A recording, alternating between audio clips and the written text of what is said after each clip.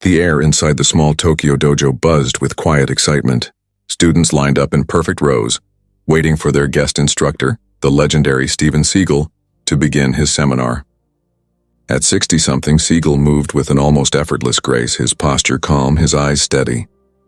Every motion he made carried the weight of decades of discipline, but not everyone in the room believed in the legend.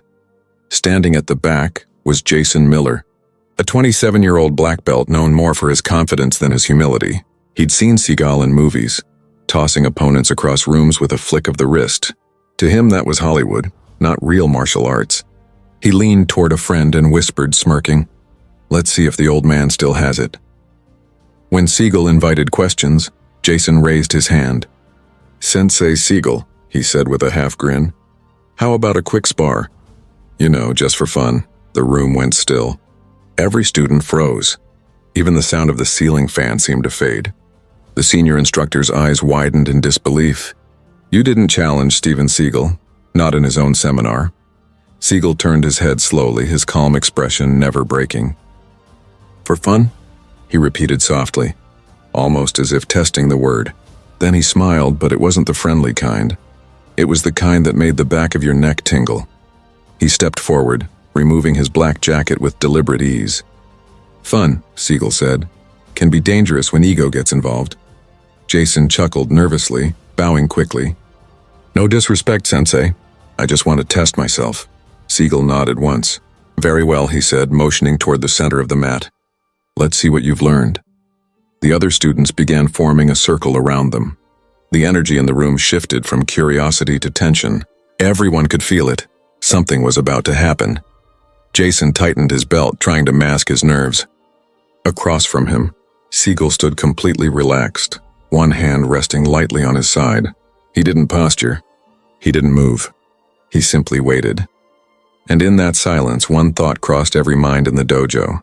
Jason might have just made the biggest mistake of his life. The moment Jason stepped onto the mat, the air in the dojo shifted. The easy chatter was gone, replaced by the heavy silence that comes before a storm. Students gathered in a tight semicircle, eyes wide, phones quietly recording from the corners. Jason bowed quickly, his movements sharp and proud. Steven Seagal returned the bow, but his was slower, deeper, the kind that carried respect, not competition. He looked at Jason the way a mountain might look at a storm cloud, patient, unshaken, unmoved. Jason took his stance, a flashy mix of karate and kickboxing. His muscles flexed. His breathing was loud. He wanted everyone to see his confidence. But Seagal just stood there, still as stone, hands loosely by his sides. "Whenever you're ready," Seagal said calmly. Jason smirked. "Oh, I'm ready." He began circling, light on his feet, testing Seagal's reactions. The older man didn't move an inch. Jason threw a quick feint, a jab to the air, a testing kick. Nothing. Seagal didn't even blink. It was like trying to intimidate a shadow. The silence stretched on until it became unbearable. Jason decided to make the first real move. With a sudden burst of speed, he dashed forward, aiming a precise front kick toward Seagal's chest.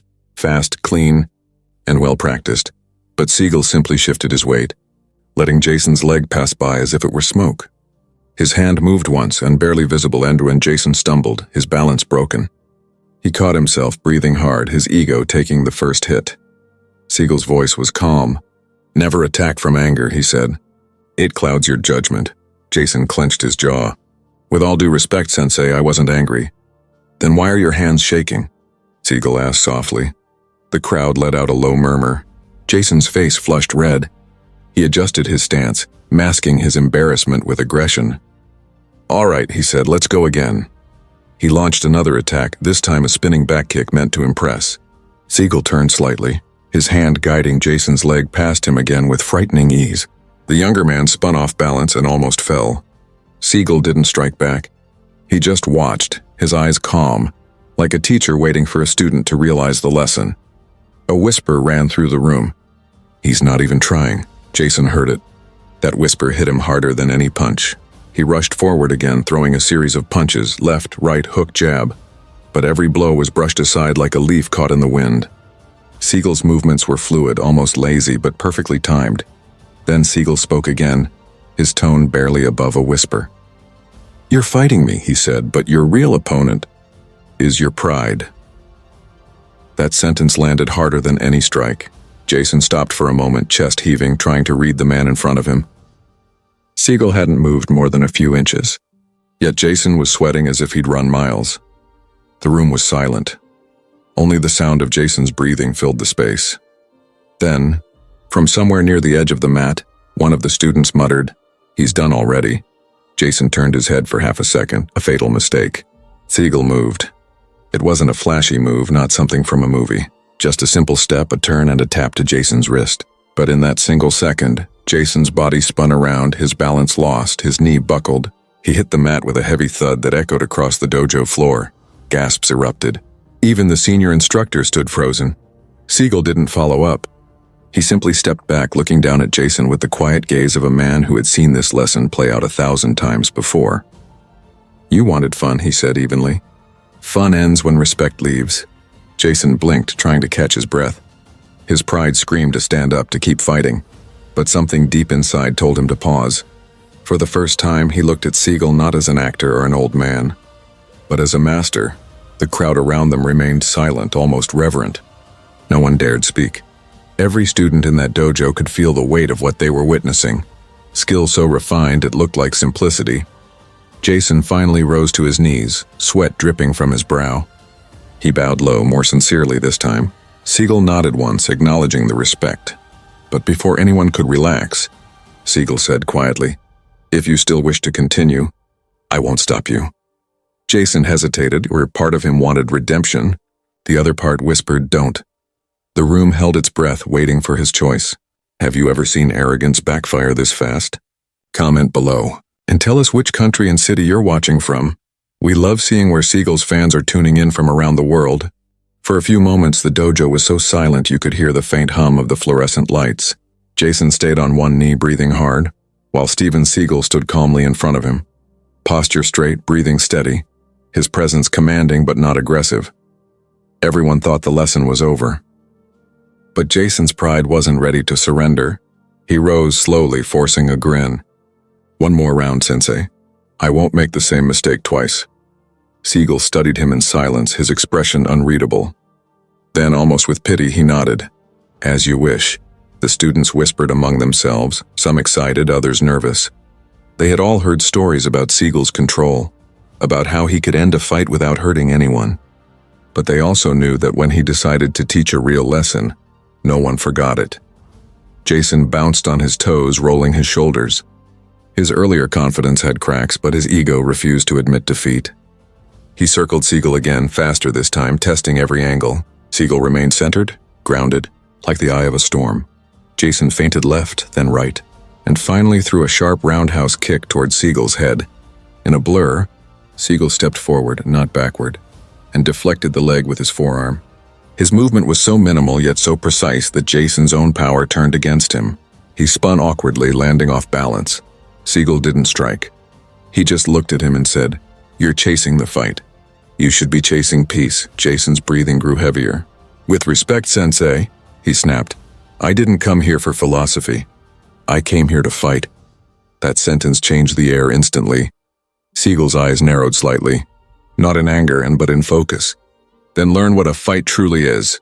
Jason roared, launching forward with a barrage of punches, hooks, elbows, knees, anything to break through that invisible wall of calm.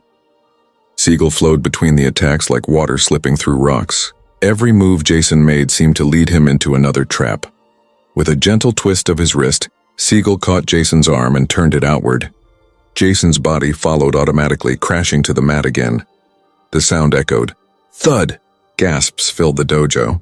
One student covered his mouth. Another whispered. That wasn't even full strength. Jason rolled to his side, groaning but still not done. His pride burned too hot to let go. He scrambled back to his feet, wiping sweat from his face. Seagal sighed. "You think strength is speed and muscle. It isn't. Strength is balance." "Balance?" Jason barked. "Balance won't win a fight." Seagal's lips twitched. "No," he said softly, "but it will keep you from losing one." Jason attacked again, anger taking full control now. But his strikes were sloppier, his breathing ragged. Seagal waited, calm as a monk, then used a single step and redirect, and Jason's arm twisted in a blur. The next thing he knew, he was face down on the mat, his wrist pinned in an Aikido lock that froze him in shock. Seagal spoke gently, almost kindly. "You can feel that pressure? If I move 1 inch more, your wrist will break." Jason nodded frantically. "Yes, yes, sensei." Seagal released him immediately and stepped back. "Then remember this, control is not weakness. It is mastery." Jason lay there for a moment, pride shattered, body aching, mind racing. He had trained for years, earned his black belt through countless tournaments, yet he had just been dismantled without a single punch thrown in anger. Seagal bowed slightly. "The demonstration is over." The dojo remained silent, the crowd unsure whether to applaud or breathe. Every student there had witnessed something they'd never forget, the difference between a fighter and a master. Jason sat up, face red, both from exhaustion and humility. He muttered, How did you do that?" Seagal smiled faintly. "You were fighting me. I was only moving with you. That's the difference." The room erupted in quiet applause, and not for the victory but for the lesson. Even Jason's own instructor nodded in deep respect. Seagal adjusted his sleeve, turned toward the students and said, "You can train your whole life to win fights. But if you never learn respect, you'll lose before the first strike is thrown." The line hit everyone like a wave. Jason stood slowly, then bowed deeply this time, a genuine bow born from respect, not formality. "Thank you, sensei," he said quietly. Seagal nodded once. "Good. Now you're ready to learn. If you were standing there as a student, would you step in to stop the match? Or let Seagal teach him the hard way? Drop your answer in the comments." The dojo stayed eerily quiet for several moments after the match ended. The sound of Jason's breathing, heavy and uneven, was the only thing that filled the air. Steven Seagal stood in the center of the mat, posture still perfect, expression calm and unreadable. For most of the students watching, something had just shifted. A few came forward to help Jason up, while others kept glancing at Seagal with a mixture of awe and disbelief. Then, like a ripple spreading through still water, the whispers began. "Did you see that move?" one whispered. "He didn't even hit him," another added. "I thought that stuff only worked in movies." One older student, a veteran martial artist who had trained for decades, spoke softly but clearly. "That's not movie magic. That's Aikido mastery." Seagal turned toward the students, his voice low but powerful. "Everyone here saw what happened. You saw strength but not violence. You saw control but not pride. This," he gestured toward the mat, "is what martial arts were meant to be." Jason, still catching his breath, nodded from where he knelt. "You're right," he admitted, voice hoarse. "I thought it was about proving something. About winning." Seagal approached him slowly. "Winning is easy," he said. "You win when your opponent gives up. But mastery is when your opponent learns something." Those words hung in the air like sacred scripture. Even the youngest students, who barely understood the techniques, could feel the weight of the message. Jason stood again, humbled now. He bowed deeply. "Sensei, I was wrong to challenge you that way." Seagal returned the bow with equal respect. "It's not wrong to seek truth. It's only wrong to stop seeking it once you think you know everything." The crowd watched in silence, realizing they had witnessed something rare. Not a humiliation, but a transformation. Jason had entered the match with pride and ego. He was leaving it wiser, stronger in a different way. As the whispers grew louder, a young boy from the back of the room raised his hand timidly. "Sensei Seagal," he asked, "how did you stay so calm when he attacked you?" Seagal smiled faintly. "When you know yourself," he said, "no one can shake you." His anger was not my enemy. It was his. The boy blinked, unsure if he understood completely, but the adults nodded in deep appreciation. One of the senior instructors, bowing slightly, spoke up. "Your control, Master Seagal. It's something we all strive for. Most of us train our bodies, but you've clearly mastered the mind as well." Seagal looked at him and said, "The mind commands the body. If your spirit is unsettled, your body follows. That's why you must learn peace before power." The room stayed still. The scent of sweat and polished wood mixed with the heavy quiet of realization. Jason, still rubbing his wrist, chuckled softly. "I thought I was showing off my black belt. Instead, I just learned what it really means." Seagal gave him a small nod. "A black belt doesn't mean you're finished learning. It means you're finally ready to begin." Those words earned murmurs of approval from everyone in the dojo, even those who had come just to watch. The visitors, the reporters, the curious young fighters felt a sense of respect they hadn't expected. From the sidelines, a man holding a camera finally spoke up. "Sensei Seagal, mind if I post this video online? The world should see what real martial arts looks like." Seagal looked at him and said, "If you share it, make sure they understand why I did this. It wasn't to embarrass anyone. It was to remind everyone what humility looks like." The cameraman nodded solemnly. "I will, sir."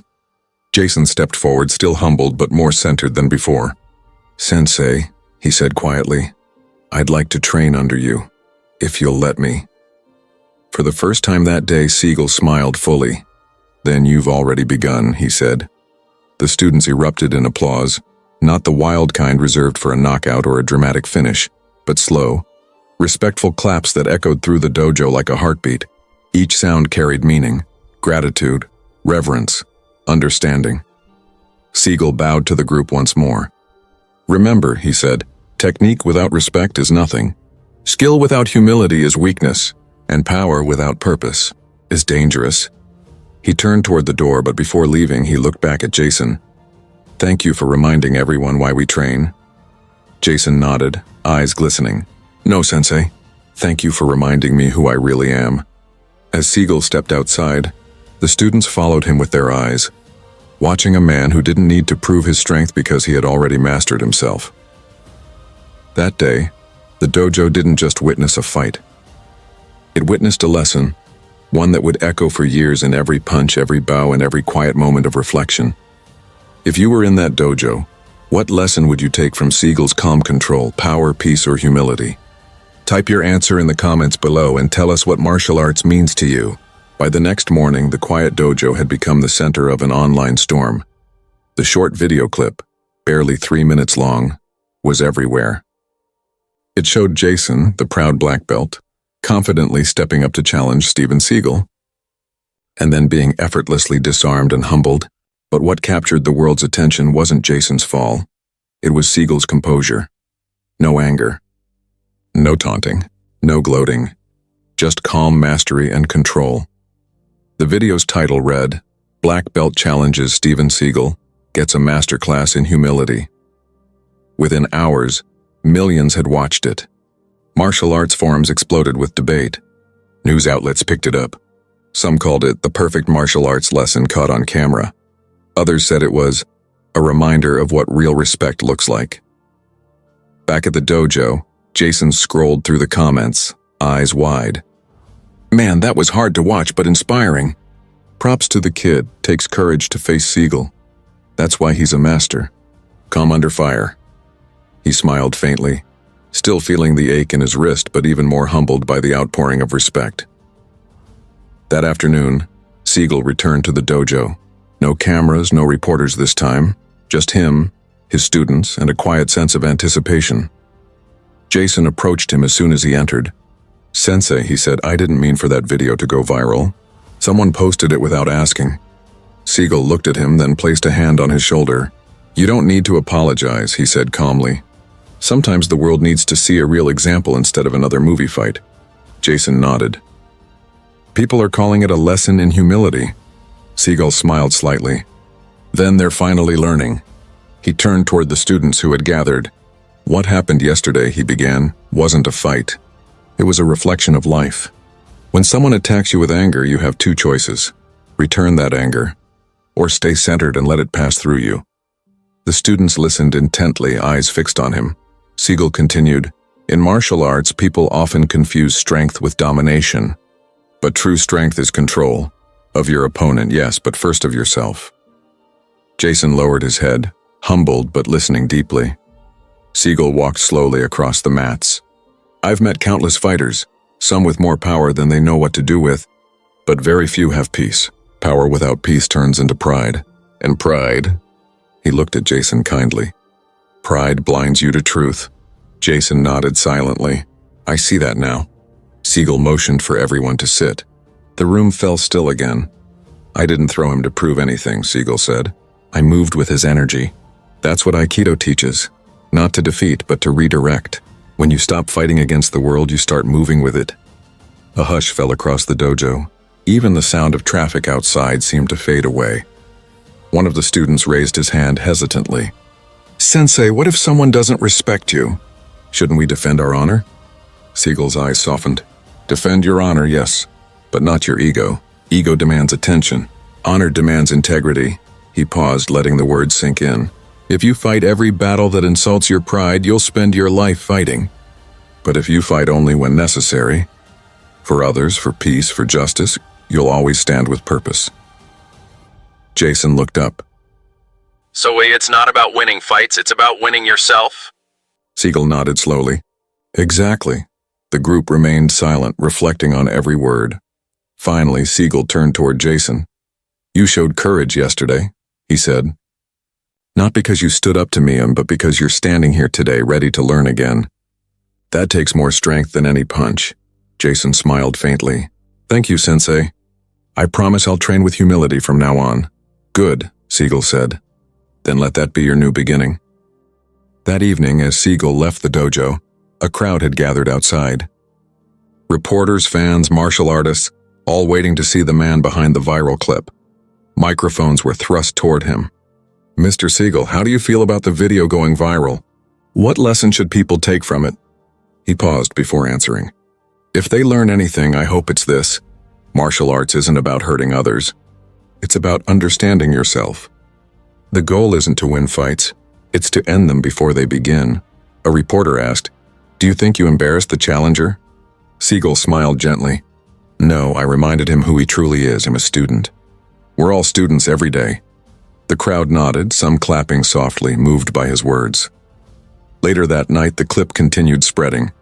But now, it wasn't just about a fight. It had become a message. Teachers around the world began using it in their classes. Hashtags like Real Martial Arts and Humility Challenge trended across social media. For every comment mocking Jason, there were 10 praising his courage and Seagal's wisdom. And in the middle of all the noise, 2 men, a master and his student, were quietly training again, away from cameras, away from fame. Because in the end, the greatest lessons aren't taught for the world to see. They're lived, one quiet moment at a time. If you watch that viral clip, what do you think was the biggest lesson? Respect, discipline, or humility? Drop your answer below and tell us where in the world you're watching from.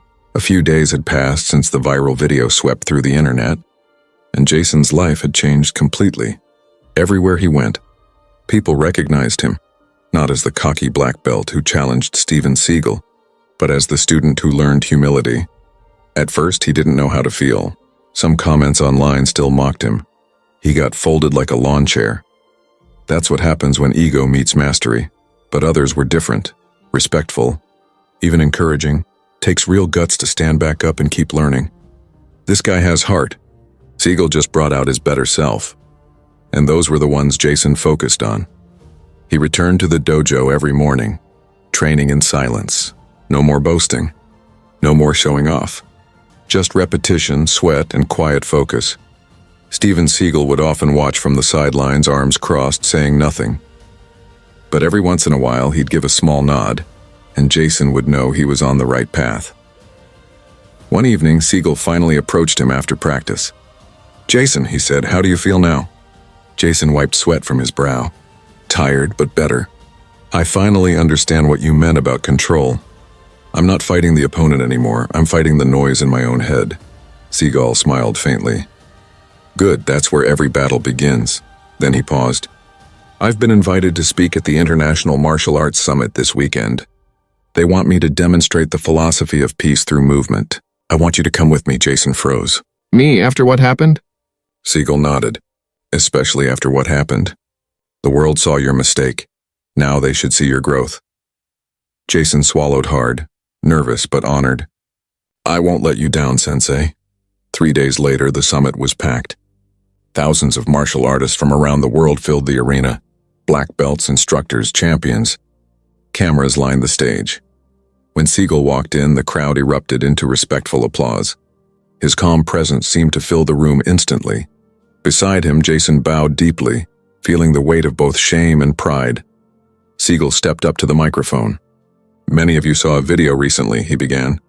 "A young man challenged me to a friendly spar. Some called it arrogance. I call it curiosity, the beginning of learning."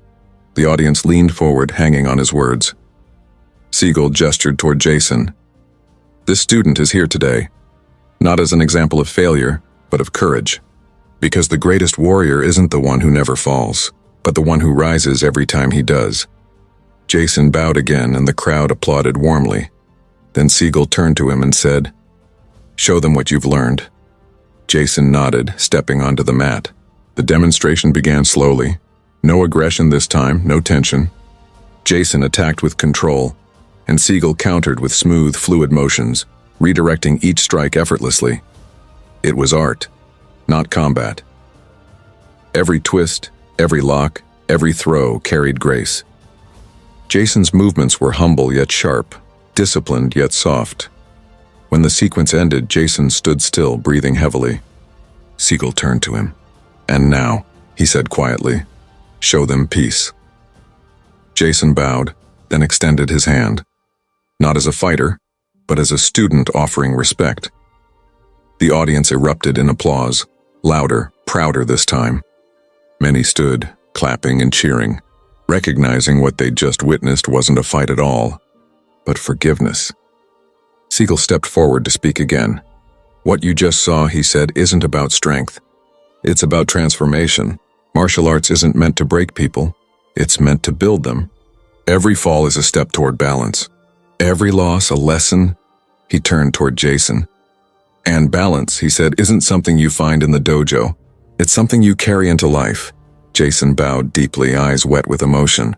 "Thank you, Sensei, for not giving up on me when I didn't deserve your patience." Seagal nodded.